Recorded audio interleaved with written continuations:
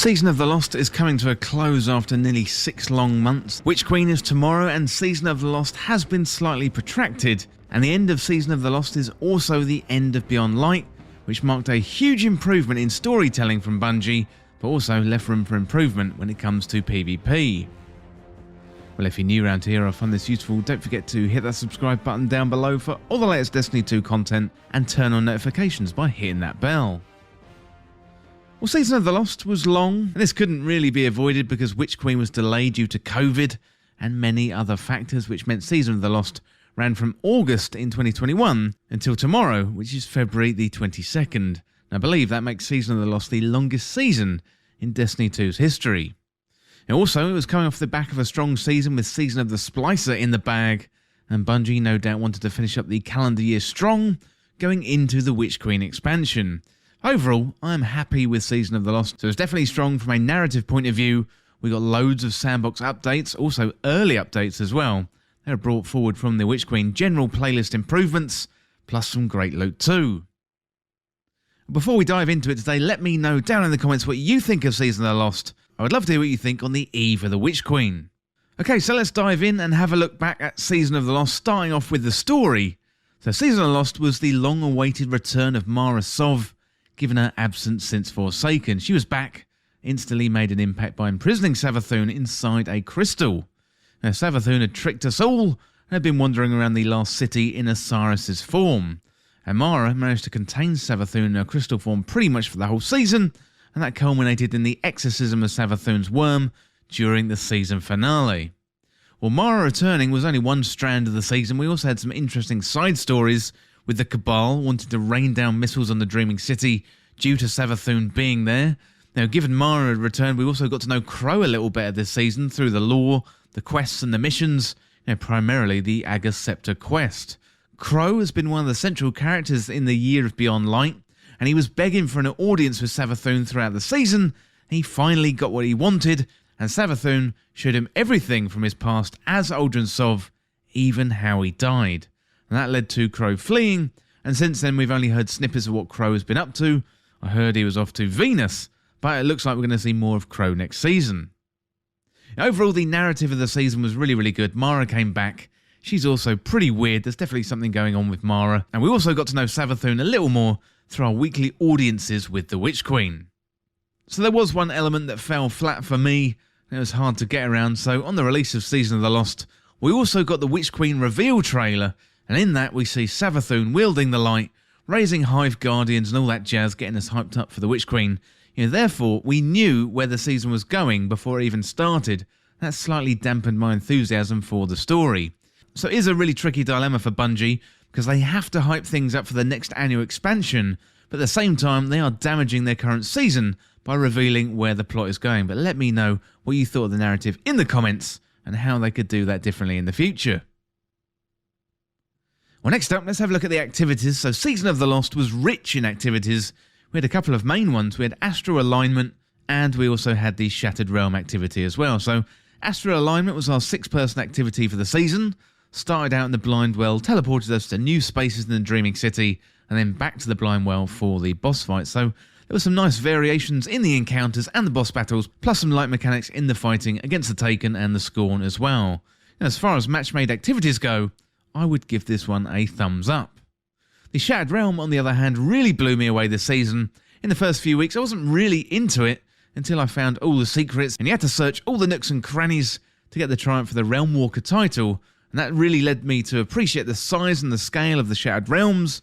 There's some really good lore in there too with the Scorn, so they appear to be evolving as they were holding ritual battles inside shielded areas, and I'm definitely sure we're going to hear much more from the Scorn in the Witch Queen, but this was an interesting development. Well, next up, let's have a look at the loot, and the loot and the rewards in Season of the Lost were pretty good. So the seasonal weapons were okay, although nothing really stands out except the Fractathis shotgun. The big addition to the season was the Stasis legendary weapons, and we got a good few of those, including the Peace Bond sidearm from Iron Banner. We also had Trials of the Nine weapons. They were brought back and brought up to date and put into the Prophecy dungeon, and that definitely made a lot of thematic sense. Plus, they're definitely better weapons than what we had before in Prophecy.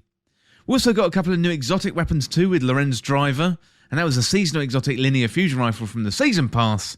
That went on to become a bit of a pain in PvP for some people, but it is a unique gun and has some decent balancing throughout the season. The other exotic was Aga's Scepter, and that had an excellent quest where we had to travel all over the Dreaming City to find the Atlas Skews. Plus we got some excellent lore on the relationship between Mara and Aldrin Sov. Aga's Scepter is a really good kinetic stasis trace rifle, and it's really good for stasis builds. So both exotics had unique designs, so I think the weapon design team did a really good job this season. Well, next up we got the sandbox update. So we got some pretty major sandbox updates throughout the season. I think we had one at the launch of the season and then another massive one mid-season to alleviate some of the pressure in the Crucible. So originally this balance patch was intended for the Witch Queen, but the sandbox team wanted to expedite the changes to bring them in a little bit earlier. That was a major shift in the balance of the game, toning down the abilities in the Crucible, and behind the scenes giving Bungie a whole lot more control over super cooldowns and the tiers of abilities, the grenades and also the melees as well. So this led PvP to probably being in the best state we've had it in Beyond Light. This is a good thing given the state of PvP at the start of the year with the release of Beyond Light and particularly Stasis as well, where many players left the game and moved on to other things. Big respect to Bungie though for all the balancing work they've done this year, although PvP still needs a lot of work, although I do think we are working towards a better place in PvP. Hopefully Season 17 is going to see a lot of changes in PvP, so I'm really looking forward to a potentially PvP focused season. Well, next up we've got the seasonal events. So given the length of Season of the Lost, we've had a bunch of seasonal events, including Festival of the Lost and the Dawning. Festival of the Lost switched things up a little bit and Glint was the star of the show. The Infinite Forest was gone, or the Haunted Forest was gone, and instead we had a remix version of Lost Sectors. I think they work much better than the Infinite Forest. The Dino Armor was a massive hit, as well as that Pulse Rifle as well. That's really good.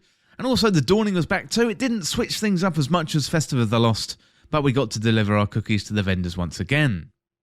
Well, next up we had the 30th anniversary, so just when we were hitting a major lull point in the season, along came the 30th anniversary content. So there was a free element and a paid element to this. So the free element included Dares of Eternity, plenty of loot from Bungie's history, including the Magnum Pistol, the Battle Rifle and the Energy Sword from Halo, and then Dares of Eternity came in the form of a game show with Zur and a being called Starhorse as hosts. And from a pretty crazy sounding concept on paper, it worked out pretty well. And for the paid element, we had a dungeon set in the original loot cave called the Grasp of Avarice, which is basically a pirate-themed dungeon with some really nice Destiny 1 loot, including the Matador, the 1,000-Yard Stare, and the IS Luna as rewards. Plus the dungeon is pretty easily farmable, and it made the loot very easy to acquire, and the dungeon was really good, probably not hitting the heights of Prophecy Dungeon, but still very lofty heights. So even an above-average dungeon from the Destiny team is better than most games. Well then finally we had the return of the King. Yes, Galahorn was back, and even more powerful than before. Can you believe it? I didn't really think that Galahorn was going to come back as it was before, but it was even more powerful, adding Wolfpack rounds to other Guardians with legendary rocket launchers. Sounds insane, but it actually happened.